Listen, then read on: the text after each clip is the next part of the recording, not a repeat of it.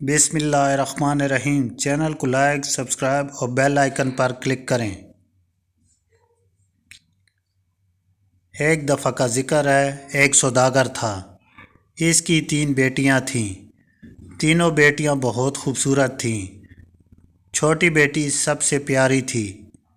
सौदागर को अपनी तीनों बेटियों से बहुत प्यार था। बस वो डरता था कि कहीं कोई इसे छोड़कर चली ना जाए। इसलिए एक दिन सौदागर ने फैसला किया कि वो तीनों बेटियों से पूछेगा कि ये इसे कितना चाहती हैं।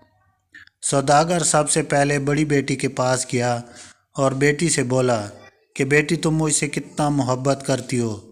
बड़ी बेटी ने जवाब दिया, बाबा जान, मैं आपसे अपनी जान से भी ज़्यादा प्यार करती हूँ।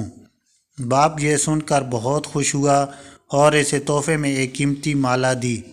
दूसरी बेटी के पास गया और इसे भी यही पूछा कि बेटी, तुम मुझसे कितनी मोहब्बत करती हो। दूसरी बेटी ने जवाब दिया, बाबा मैं आपको इस पूरी दुनिया में सबसे ज़्यादा चाहती हूँ। बाप ये सुनकर बहुत खुश हुआ और इसे तोहफे में बहुत सी सोने की अशरफियाँ दी। अब सौदागर अपनी सबसे छोटी बेटी के पास गया।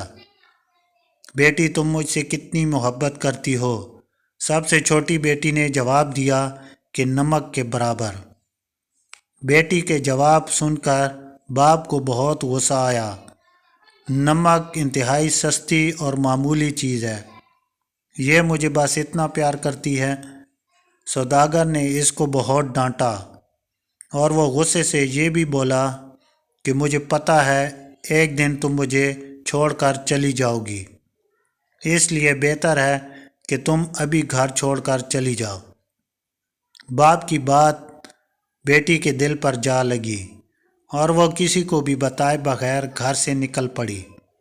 वो लड़की एक ऐसी जगह से गुजर रही थी जहाँ बहुत सी घास थी। लड़की ने अपने लिबास पर एक और घास का लिबास बनाकर पहन लिया कि पहचानी ना जाए।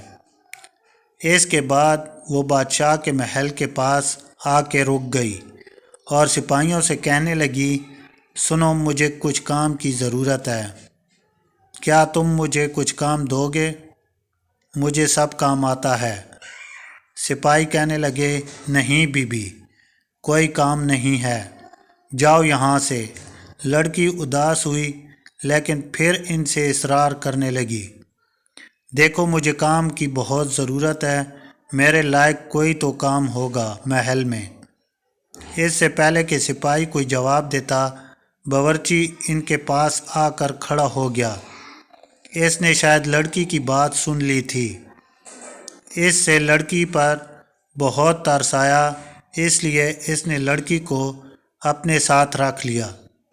बावर्ची ने इसे सारे काम समझाए और इसे रात सोने की जगह भी दिखा दी जहाँ और भी औरतें थीं।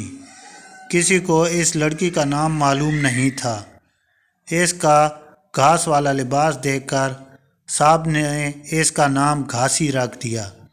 अगले दिन महल में हलचल मची कि बादशाह एक बहुत बड़ी तकरीब का इनेकाद कर रहे हैं। इसमें हर कोई हर शरीक हो सकता है। तमाम मुलाजिम औरतें अपने आप को संवारने में लग गईं। जब तकरीब का दिन आया तो घासी ने जाने से इनकार कर दिया, इसलिए सब ने कहा कि इसकी तबीयत ठीक नहीं है। सब इसे आराम का कहकर चले गए। कुछ देर के बाद घासी ने अपना घास वाला लिबास उतारा और ख़ूबसूरत सी पोशाक पहन ली और फिर इस तकरीब में चली गई। वो इतनी खूबसूरत लग रही थी कि सब हाज़रीन की नज़रें इस पर थीं। हर कोई ताज्जुब में था कि इतनी हसीन लड़की कौन है। वहाँ बादशाह का बेटा भी मौजूद था। इसने जब इस हसीन लड़की को देखा तो देखता ही रह गया। शहज़ादे ने पूरी तकरीब में सिर्फ घासी के साथ वक्त गुजारा। शहज़ादे ने किसी और की तरफ आंख उठाकर भी ना देखा। फिर घासी किसी की भी नज़रों में आए बगैर वापस महल में आ गई। अगले दिन औरतों ने कहा कि तुम्हें वहाँ होना चाहिए था। کل بادشاہ کا بیٹا ایک حسینہ پر لٹو ہو گیا، ہر وقت اسی کے ساتھ رہا۔ گھاسی بظاہر اداس ہوئی اور بولی، ہاں کاش میں بھی وہاں ہوتی۔ کچھ دنوں بعد بادشاہ نے پھر تقریب کا اہتمام کیا۔ اس بار بھی گھاسی نے یہی بہانہ بنایا کہ وہ نہیں جا سکتی۔ سب کے جانے کے بعد اس نے ایک عمدہ لباس پہنا اور تقریب میں پہنچ گئی۔ شہزادہ اسے دیکھ کر بہت خوش ہوا اور ایک قیمتی انگوٹھی اسے تحفے میں دے دی۔ تقریب ختم ہونے سے پہلے وہ محل میں آ گئی۔ دوسری طرف شہزادہ سوداگر کی بیٹی پر فدا ہو کر رہ گیا تھا۔ اس نے فیصلہ کر لیا تھا کہ وہ اپنے باپ سے اس لڑکی کا ذکر ضرور کرے گا۔ اب اگلی تقریب شہزادے نے جان بوجھ کر رکھوائی تاکہ اس لڑکی سے مل سکے، لیکن اس بار گھاسی نہ آئی۔ شہزادہ بہت اداس ہوا۔ بادشاہ کو بھی گھاسی کے بارے میں کچھ معلوم نہ تھا، اس لیے وہ پریشان ہو رہا تھا کہ اس کا کیسے پتہ کرے۔ ایک دن شہزادے نے محل کے ملازموں سے ساگودانہ بنانے کی فرمائش کی۔ جب گھاسی کو یہ پتہ چلا تو اس نے خود ساگودانہ بنانے کی خواہش کا اظہار کیا۔ اسے اجازت دے دی گئی۔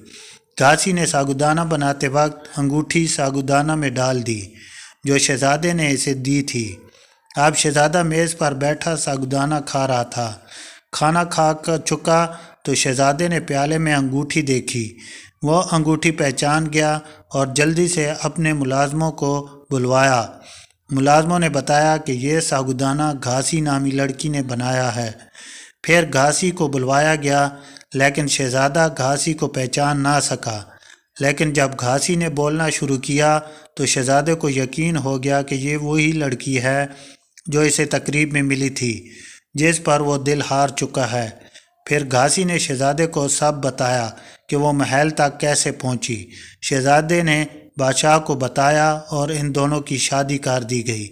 شادی کے بعد ایک بہت بڑی تقریب کی گئی جس میں صرف بڑے بڑے سوداگر اور عہدیداروں کو بلوایا گیا۔ گھاسی کے بابا بھی اس تقریب میں موجود تھے۔ کھانے کا وقت ہوا تو میز لذیذ کھانوں سے بھر دی گئی۔